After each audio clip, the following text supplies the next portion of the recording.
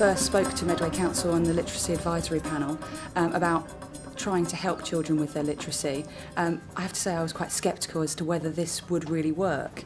We're 3 years in now, and the project has gone from strength to strength. Swept, angry, dust, slither, proud, small, wriggled, shine, travel, beautiful. So you've got to have used 4 from that list that you made your movements to when we did our word association. There have been 3 schools involved in the project. Each school has been given the same movement themes and ideas, but then it's up to the children how they develop it. And we take our lead from them, their creativity. When we start to put together the dance at the end, it's all their own work. So, 2 minutes 32 seconds, remembering your duets with your partner.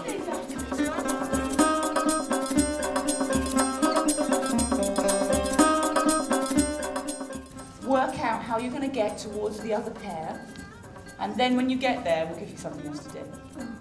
Do you accept the challenge? Yes. Come on then. There are some great illustrations in the book. The story has a very clear journey through it, which movement-wise we felt that we could really link into. Children have had an opportunity to design set design, to design T-shirts, to write diary entries, and to basically to look at the story of Abdi and the adventures of Abdi. Furry! Gigantic!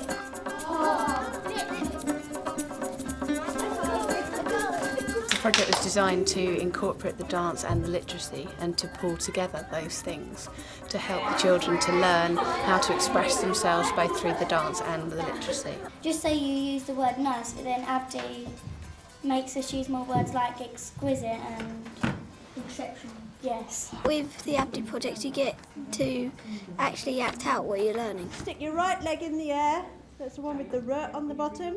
You're going to grab your foot and then you're going to sit up.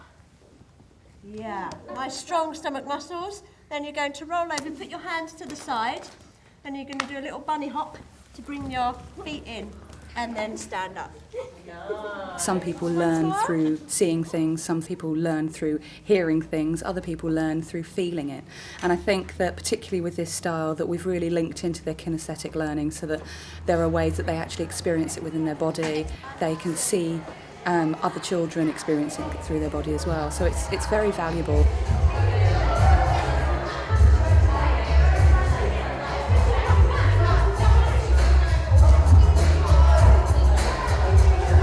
Everything has been learned through movement, through rhythm, through music, through looking at different sorts of patterns. The main impact has been probably on our SEN children, the ones who normally find processing information difficult because they've been able to involve their body more. The differences with working on a project like this is you're less restrained by the time. If they've got into something, they're quite happy to carry on doing it. It's a definite plus to a normal regimented day where you've got one subject, that subject ends, and you move on to another subject.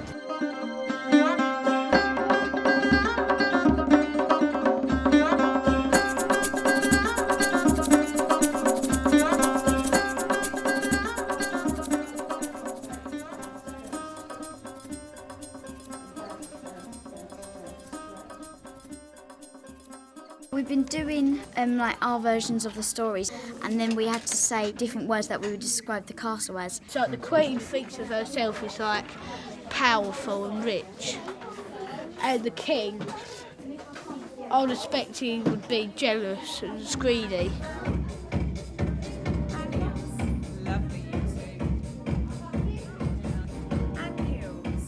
I think that more children have been willing to give things a go.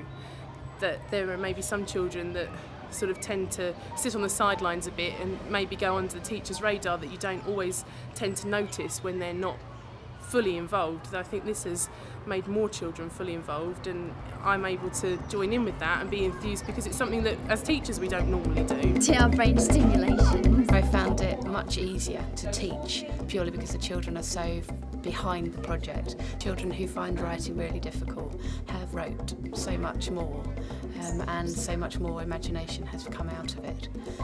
They've really responded well to the project. When we were doing the stretches, I didn't really like it, but then as further and further I got into it, the more and more I enjoyed it. I liked the bit about the ice cream where you have to reach each shelf and stretch out. I remember one time I stretched really far and then I fell over. Now we know that dance is a really good thing to make you sporty and to keep healthy. I just feel free, and you just sometimes do it without even thinking at points. But it's just mould into your brain and you like it.